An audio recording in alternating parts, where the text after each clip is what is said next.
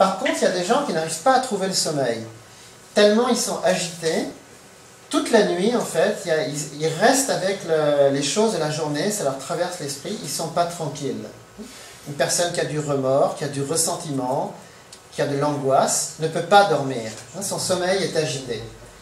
Et donc, pour qu'une personne ait une bonne hygiène mentale, il est important, même si elle est hyper active, que quand elle se repose complètement. Et j'ai parlé de détente, parce que le mot détente a un double sens. C'est être détendu, mais la détente d'une arme, c'est aussi, quand vous appuyez sur la détente, ça tire. Je dirais que l'esprit, il doit être remis à zéro. Il doit se reposer complètement, mais ensuite il est réarmé. Il y a des gens, dès le matin, ils sont déjà pas de bonne humeur, ils sont pas prêts parce que ils se sont pas bien reposés. Ils sont encore dans le film de la nuit, la journée commence, ils sont pas prêts. Mais la personne qui a une bonne hygiène mentale, dès qu'elle est réveillée, son esprit va se lâcher. Il va partir d'un seul coup dans la journée avec des idées claires. Donc c'est important de se préparer à avoir une sérénité absolue. Et pour ça, c'est vrai qu'il y a des gens qui terminent leur journée, alors il y a différents moyens, la méditation, la prière, pour faire le vide. Parce que le temps du repos est trop sacré pour qu'on le gâche. Il y a des gens, malheureusement, qui n'arrivent pas à s'endormir, même tard le soir, fatigués, il faut encore un truc et un autre, etc. Et finalement, quand ils dorment, ils ne peuvent pas vraiment se reposer. Donc il faut une certaine discipline, et quand la journée est finie, elle est vraiment finie, c'est terminé. Et à la limite, il faut se préparer pour le lendemain. C'est à cette condition que le proverbe « La nuit porte conseil » est vrai. Il y a parfois des gens qui s'aperçoivent au lendemain que leurs obsessions de la veille étaient des chimères. En réalité, l'esprit s'est reposé, on n'en parle plus, et pof, ils sont repartis sur des bonnes bases. Ensuite, voilà la personne qui est en train de réfléchir et d'étudier. La voici en train de triturer des idées. Alors, noésis, c'est la partie qui pense. Quand on pense toujours à quelque chose. Il y a un tas d'idées qui nous traversent l'esprit. La deuxième règle de l'hygiène mentale, c'est de jamais se laisser prendre par ces idées. Vous lisez un bouquin, vous trouvez que tout est génial là-dedans. Vous lisez Wikipédia, vous trouvez l'article fantastique. Alors là, vraiment, mais tous ces gens-là, ils connaissent tout. Non. À chaque fois, vous devez être critique. Mais qu'est-ce que cet abruti est en train de me dire? Comment il s'appelle? Victor Hugo. Mais c'est n'importe quoi ce qu'il écrit.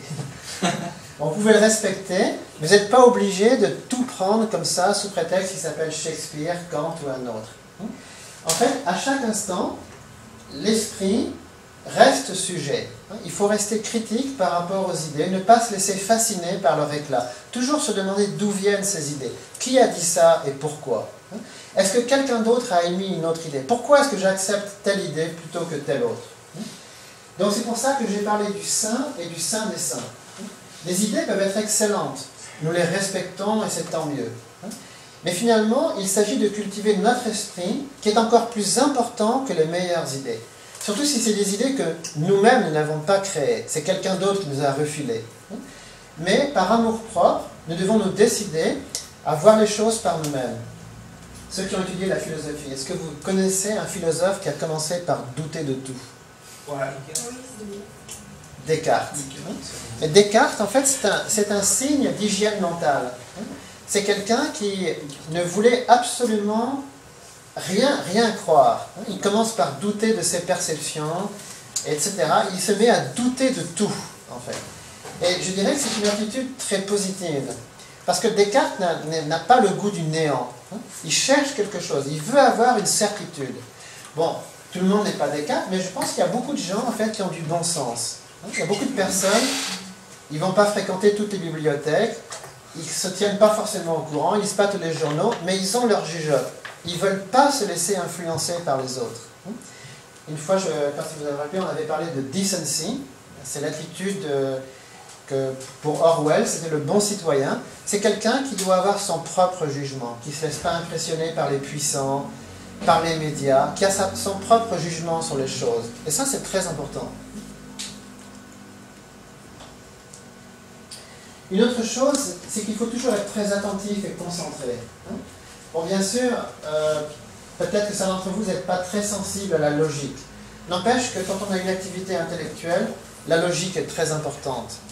On dit que ce qui n'est pas du tout bon pour l'hygiène intellectuelle, c'est les associations d'idées. Vous faites des vagues associations entre une idée et une autre. Je pense que Clément sera d'accord avec moi. Il faut toujours respecter les règles de la logique. Et en fait, la logique n'est pas quelque chose de contraignant, c'est très utile. Il faut savoir faire des liaisons qui en valent le coup et pas associer comme ça des idées qui n'ont rien à voir les unes avec les autres. Souvent, les idées politiques, en fait, leur côté malsain vient d'association d'idées. Il n'y a pas de lien logique, mais simplement une idée en appelle une autre. Aussi, la stagnation intellectuelle n'est pas bonne. Il y a des gens qui se laissent pendant des années, ils adhèrent au même discours, ils n'ont pas vu que le discours a évolué, il y a eu des recherches, mais les gens sont tellement fascinés par leurs croyances de jeunesse, ils en restent là toute leur vie, ça se fossilise, ça se fige. Et finalement, ces personnes deviennent très aigries, ont l'impression que personne ne les comprend, tout le monde se trompe, etc. C'est eux, en fait, qui sont restés à quelque chose de fossilisé.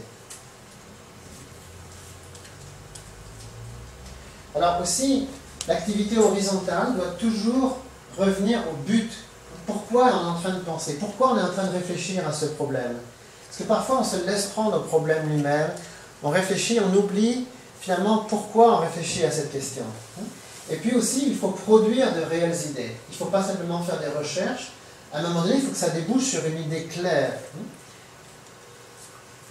J'en arrive. Alors ici, une phrase de Alain. C'est un philosophe qui se méfiait beaucoup des théories sur l'inconscient. Et lui, il dit, ouais, je veux bien que l'inconscient pense des choses. En réalité, il disait que très souvent, ce qu'on appelle l'inconscient, c'est notre corps qui a ses humeurs, qui influence notre esprit. Et il doutait que cela soit de véritables pensées. Je pense que sur certains points, il a raison. Il faut se méfier de ce qui vient de notre corps, de nos humeurs, et qui se fait passer pour une pensée en bonne et due forme. J'en arrive à la base quadruple extérieure maintenant son identité. C'est comme, imaginez un avion qui soit sur le point de décoller. Le pilote a le plan de vol, il a tous les paramètres, le vent, la distance, etc.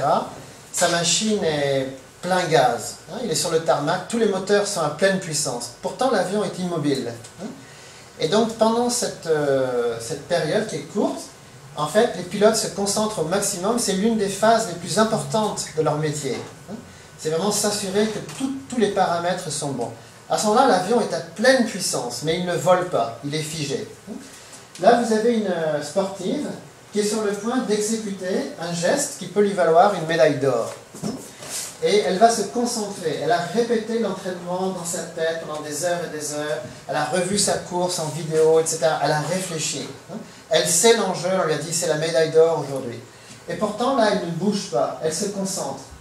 Elle est en train de revoir son geste mentalement, en espérant que le geste qu'elle a dans la tête, elle va arriver à le traduire parfaitement dans les actes. Alors parfois, ce qui nous joue des tours, c'est ce manque de recul. C'est qu'on fonce trop vite dans l'action.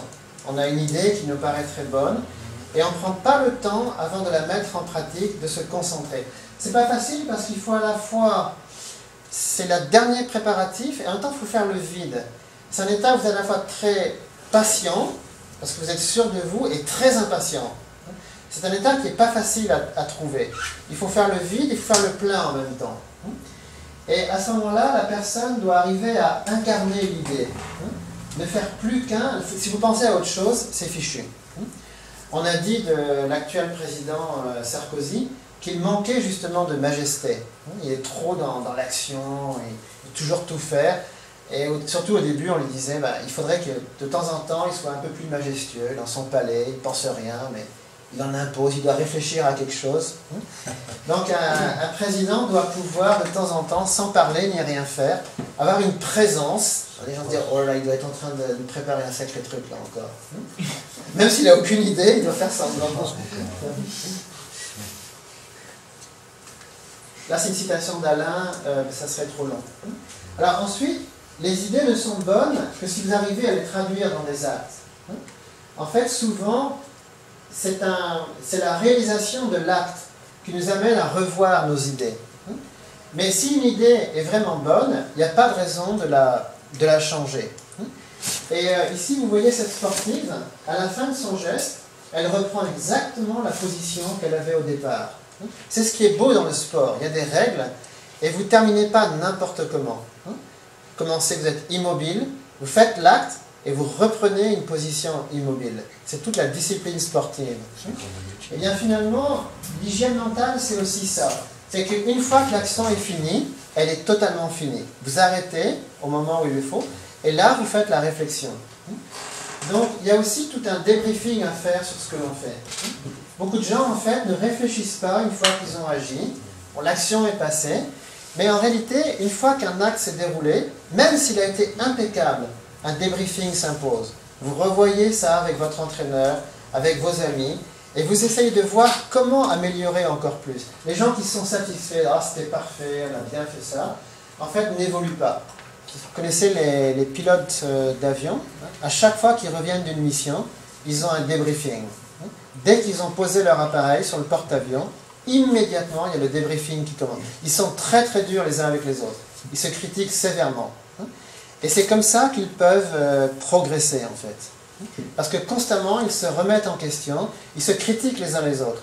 Il y en a un qui est critiqué, après il va critiquer celui qui vient de le critiquer. C'est une très bonne méthode en fait pour évoluer. Alors ici, je voudrais parler du choix. Parce qu'en fait, on est libre de choisir les bonnes comme les mauvaises choses. On a plusieurs fois parlé de la liberté ici.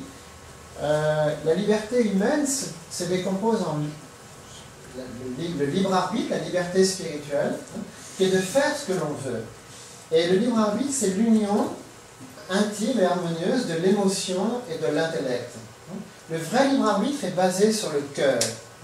Et à ce moment-là, on veut vraiment les choses du fond du cœur. On fait les choses par amour, mais de façon posée. On n'est pas mu par une passion, par une force. On fait les choses vraiment librement. C'est ce que nous voulons faire. Et ensuite, il y a la liberté d'action. Une fois que vous voulez quelque chose, il faut pouvoir le faire jusqu'au bout. Alors, il existe aussi ce qu'on appelle une volonté licencieuse. C'est-à-dire, c'est quand vous faites les choses poussées par des passions. Vous n'êtes pas vraiment maître. Parfois, c'est grisant d'être comme ça, d'être poussé par une passion quelconque. Les passions sont très fortes. Par exemple, quelqu'un qui a de la haine, ça c'est une passion très très forte, qui donne une énergie incroyable. La haine peut donner des arguments très puissants. Les gens qui ont la haine, parfois, ont une éloquence incroyable. Ils trouvent des mots impeccables pour convaincre les autres.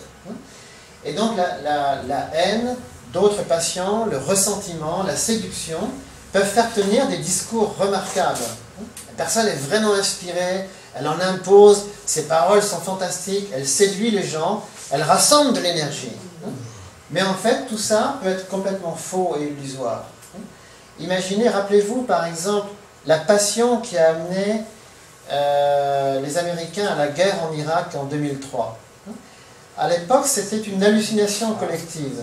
C'est-à-dire, ce n'était pas seulement le président qui y croyait, mais tout le peuple américain était convaincu que c'était une bonne chose. Parce qu'en fait, ils sortaient de l'épisode du 11 septembre. Donc beaucoup de gens n'ont pas compris leur façon de penser, mais pour beaucoup d'Américains, il n'y avait pas moyen de penser autrement. C'est une fois que la guerre a commencé, une fois que l'action s'est déroulée, une fois qu'ils ont vu le prix et le coût, que beaucoup d'Américains ont senti qu'ils s'étaient laissés avoir. Et à ce moment-là, il y a eu un autre discours. Ils ont commencé à dire, mais attendez, le discours que vous nous avez tenu là, il y a quelque temps, c'était vrai ou pas? Alors, pour nous, c'est facile de se moquer. Si on n'est pas américain, on va se moquer facilement. Chaque pays a ses passions. Si vous voyez les passions françaises, vues de l'extérieur, elles sont tout aussi ridicules. Mais vous n'empêcherez pas les Français de penser comme ils le font, collectivement. Vous pouvez voir tout un peuple qui est vraiment à fond dans son truc. Les autres regardent ça et se disent, mais c'est aberrant de penser comme ça. Donc ne critiquons pas les aberrations intellectuelles des autres, parce que nous avons chacun les nôtres. Alors, ici intervient la responsabilité humaine. Au fond, le plus important dans la vie, c'est le désir, l'émotion. Je dirais qu'un désir ou une émotion sont neutres. En fait, c'est notre intellect qui peut s'unir à une parole vraie ou une parole fausse.